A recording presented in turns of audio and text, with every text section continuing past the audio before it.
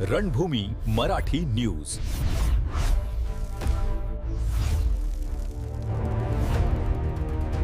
नाशिकमधून एक अत्यंत धक्कादायक आणि हृदयद्रावक घटना समोर आली आहे. सातपूर परिसरातील राधाकृष्ण नगर धणाई रो हाऊस येथे घडलेल्या या घटनेमुळे संपूर्ण परिसरात खळबळ उडाली आहे. शिरुडे कुटुंबातील प्रसाद दीपक शिरुडे आणि राकेश दीपक शिरुडे या दोन्ही भावांनी 2022 साली डीसीबी बँक नाशिक येथून तब्बल 38 लाख रुपयांचे गृहकर्ज घेतले होते. फळ विक्रीचा व्यवसाय करून उदरनिर्वाह करणाऱ्या या कुटुंबाने सुरुवातीला सुमारे 6 ते 7 लाख रुपयांचे हप्ते प्रामाणिकपणे भरले होते.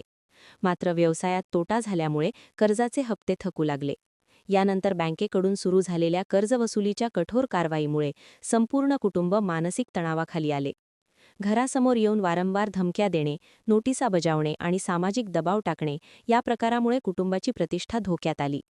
या असह्य तणावातून 2023 साली प्रसाद शिरुडे, राकेश शिरुडे आणि त्यांचे वडील दीपक शिरुडे यांनी राहत्या घरी आत्महत्या केल्याची अत्यंत दुर्दैवी घटना घडली. या घटनेनंतर कुटुंबातील आई प्रतिभा दीपक शिरुडे आणि लहान मुलगा पूर्णपणे निराधार झाले आहेत. त्यांच्याकडे उत्पन्नाचा कोणताही स्थिर स्रोत उरलेला नाही. दरम्यान एवढ्या मोठ्या दुर्घटनेनंतरही डीसीबी बँकेची कारवाई थांबलेली नाही. 20 मार्च 2026 रोजी बँकेने घर जप्तीची नोटीस बजावल्याने प्रतिभा शिरुडे यांच्यावर आणखी मोठे संकट कोसळले आहे. या पार्श्वभूमीवर त्यांनी क्रांतिकारी शेतकरी संघटनेकडे मदतीसाठी धाव घेतली आहे. संघटनेचे प्रदेश सरचिटणीस सुधाकर मोगल तसेच इतर पदाधिकाऱ्यांनी तातडीने घटनास्थळी भेट देत पीडित कुटुंबाला आधार दिला. यावेळी संघटनेने बँकेच्या कारवाईचा तीव्र निषेध करत पीडित कुटुंबाला न्याय मिळवून देण्यासाठी संघर्ष उभारण्याचा इशारा दिला आहे.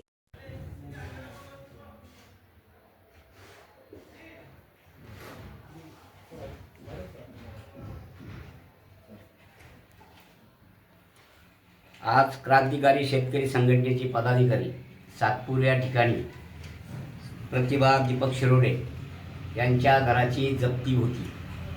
या प्रतिभा दीपक शिरोडे यांच्या मुलाने डीसीबी बँक यांच्याकडून 38 लाख इतकं कर्ज घेतलं होतं आणि हे 38 लाख रुपये कर्जाची फेड त्यांच्या व्यापार व्यवसाय म्हणजे फळ विक्रीच्या फळाचा व्यापाराच्या व्यवसायाच्या विक्रीतून याची फेड करणार होती. त्याच्यापैकी त्यांनी त्यांच्या व्यवसायातून आत्तापर्यंत 4 लाख रुपये भरलेले, परंतु 40 लाख रुपये आज या बँकेचे थकीत झाले म्हणून बँकेचे प्राधिकृत अधिकारी यांनी सरफेसी ॲक्ट 2002चा आधार घेऊन त्यांची रक्कम वसूल करण्याखाली त्यांनी सरफेसी ॲक्टचा वापर केला आणि सरफेसी ॲपचा वापर करून 13-2, 13-4चा प्रस्ताव तयार केला आणि 13-4चा प्रस्ताव तयार करून अप्पर जिल्हाधिकारी नाशिक यांना आलमिद्द ठेवून कर्जाची फेड किती वर्षाची आणि कर्ज का फिटू शकलं नाही याची शहानिशा न करता किंवा वरिष्ठांना त्यांच्या कर्जासंबंधीची समस्या न कळविता त्यांनी अप्पर जिल्हाधिकारीकडून एकतर्फी आदेश घेऊन या ठिकाणी कलम 14चा आदेश मिळवला आणि कलम 14चा आदेश मिळवल्यानंतर आज या घराचं या महिलेला ॲक्च्युली घराच्या बाहेर काढणार होते. आज या महिलेने घर सील होणार, राहायचं कुठं, मी स्नान टॉयलेट कुठं करायचं म्हणजे माझी गैरव्यवस्था होणार आणि एक महिला म्हणून तिची पतप्रतिष्ठा धोक्यात येणार म्हणून या महिलेने क्रांतिकारी शेतकरी संघटनेकडे मदत मागितली आणि क्रांतिकारी शेतकरी संघटनेचे पदाधिकारी या ठिकाणी आपले विश्वास उखाडे आणि भगवान अहेरे यांच्याशी संपर्क साधला आणि त्यांनी त्या महिलेला मदत करण्याच्या हेतूने क्रांतिकारी शेतकरी संघटनेच्या पदाधिकाऱ्यांना या ठिकाणी मदत मागितली. क्रांतिकारी शेतकरी संघटनेचे सगळे पदाधिकारी ही जप्ती रोखण्यासाठी 4 दिवसापासून सतत प्रयत्नशील आहोत. श्री उफाडे यांनी याच्यामध्ये फार मोलाचं योगदान दिलेलं आहे.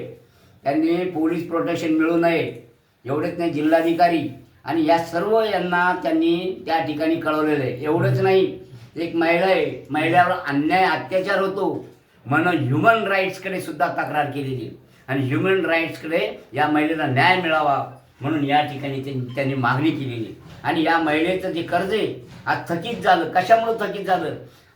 डीसीबी बँकेच्या प्रशासनाने या गोष्टीची दखल घेतली पाहिजे आणि तुमच्या वरिष्ठाकडे कळवलं पाहिजे की हे कर्ज ज्या कारणास्तव घेतलं त्या कारणासाठी त्याचा वापर झालेला आहे, याची फेड पूर्णतः जर फळ व्यापार व्यवसायावर अवलंबून होती आणि फळाचा व्यापार करणारे जे कोणी कर्जाच्या टेन्शनपायी तुम्ही सातत्याने वारंवार तगादा केल्यामुळं या कुटुंबातील जे कर्जारी राकेश शिरोडे आणि यांचे 3 प्रतिनिधी 3 जण यांनी एकाच दिवशी सुसाईड करून घेतलेलं आहे.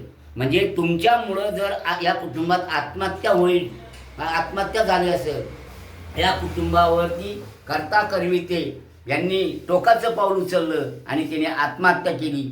मग आत्महत्या केल्यामुळं त्यांचं उत्पन्नाचं स्रोत असलेलं जे फळ विक्री व्यवसाय पूर्णपणे बंद पडलेला आहे.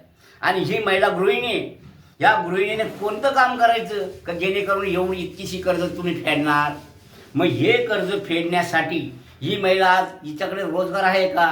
महाराष्ट्र शासनाने सुद्धा दखल घेतली पाहिजे का महिलेला कर्ज फेडण्यासाठी तिला रोजगार उपलब्ध करून द्या. एकीकडे लाडकी बहीण म्हणायचं आणि लाडक्या बहिणीला एकीकडे तुम्ही मदत, शासन म्हणून मदत करतात.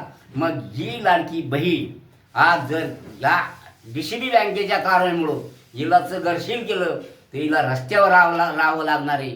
हिला रस्त्यावर स्नान टॉयलेट करण्याची वेळ येणार आहे. आंदोलन करून या महिलेला न्याय मिळवून दिल्याशिवाय राहणार नाही. कारण हे कर्ज आहे, या कुटुंबात जे कर्ज फेड करणारे जे पुरुष आहे त्यांनी सुसाईड करून घेतलेले, तुमच्यामुळे सुसाईड केलेलं आहे. आणि सुसाईड केल्यामुळे उत्पन्नाचे स्रोत थांबलेले. या महिलेला आज उत्पन्नाचा कुठलाही आधार नाही. आज त्यांच्याकडे काय तुम्ही कर्जाची वसुली मागता, आम्हाला कर्ज द्या, कर्जा. किडनी विकून तुमचे पैसे भरायचे का? मग जर किडनी विकून पैसे भरायचे जर तुमची भूमिका असेल तर क्रांतिकारी शेतकरी संघटना सुद्धा गप्प कमिटीने निर्णय घ्यावा आणि यांचं कर्ज सेटलमेंट करून द्यावा. कारण तिघांची आत्महत्या झालेली आहे, एक जीव गेलेले आणि त्याच्यासाठी तुम्ही कारण सांगता की जो काही जे धोरण आहे त्या धोरणामध्ये जर एखादा मयत पुरुष झाले असेल, कर्जदार मयत झाला असेल तर त्याचं कर्ज पूर्णपणे माफ केलं पाहिजे. आणि कर्ज माफ करण्यासाठी जी प्रक्रिया असेल, DCB बँकेचे जे कोणी अधिकारी असतील त्यांनी त्यांच्या वरिष्ठ मॅनेजमेंटला त्यांची जी काही कैफियत आहे ती मांडली पाहिजे. ईमेलद्वारे त्यांना कळवलं पाहिजे की या महिलेवरती उत्पन्नाचे स्रोत नाही आहे, ती कर्ज फेडू शकणार नाही. आणि रिझर्व्ह बँकेच्या नियमाप्रमाणे त्यांना कायदेशीररित्या सेटलमेंट करून देणे पाहिजे. रिझर्व्ह बँकेच्या नियमाप्रमाणे जर कुटुंबामध्ये जे कोणी आत्महत्याग्रस्त झाले असतील, आत्महत्या जर कर्जाने केली असेल तर हे पूर्ण कर्ज राईट अप केलं झालं पाहिजे, अशी आमची क्रांतिकारी शेतकरी संघटनेच्या वतीने मुख्य मागणी आहे.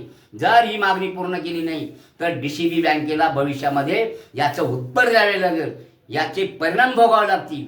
एवढंच या प्रसंगी मला सांगावंसं वाटतं. आणि DCB बँकेच्या जे कोणी अधिकारी त्यांनी आत्ता वेळीच दखल घ्या.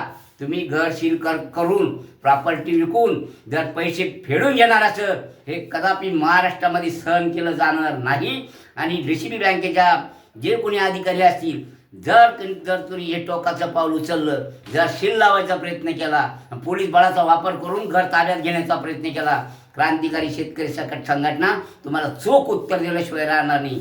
या ठिकाणी मी एवढाच इशारा देतो. आणि DCB बँकेच्या पदाधिकाऱ्यांना, अधिकाऱ्यांना माझी कळकळीची विनंती, तुम्ही घर सील करायचा प्रयत्न करू नका.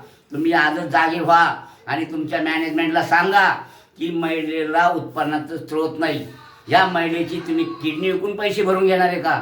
जर असे मानवी दुष्कृत्य करणार असेल तर म्हणून तर आपल्याला आमचे प्रतिनिधी उफाळे यांनी महिला आयोगाकडे धाव घेतली आणि तक्रार केली आणि तक्रार करून ह्या महिलेला न्याय मिळावा म्हणून यांचं कर्ज राईट अप झालंच पाहिजे. ही मागणी आम्ही या ठिकाणी मुख्य लावून धरणार आहे. जर या मागणीचा विचार नाही केला तर याचे परिणामाला DCB बँकेचे अधिकारी, पदाधिकारी आणि जे निर्णयक्षम अधिकारी असतील ते जबाबदार असतील. एवढंच एक या प्रसंगी मी तुम्हाला इशारा देतो. माझे 2 शब्द संपवतो. जय हिंद, जय महाराष्ट्र.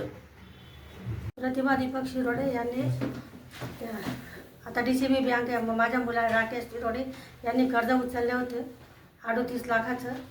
त्याच्यातले 10 हप्ते फेडले त्यांनी. शेवटून ते दमदाटी द्यायचे ते. आणि 5-6 दिवस आता 4-5 तास माझ्या पोरांना डोंबून ठेवलं होतं त्यांनी.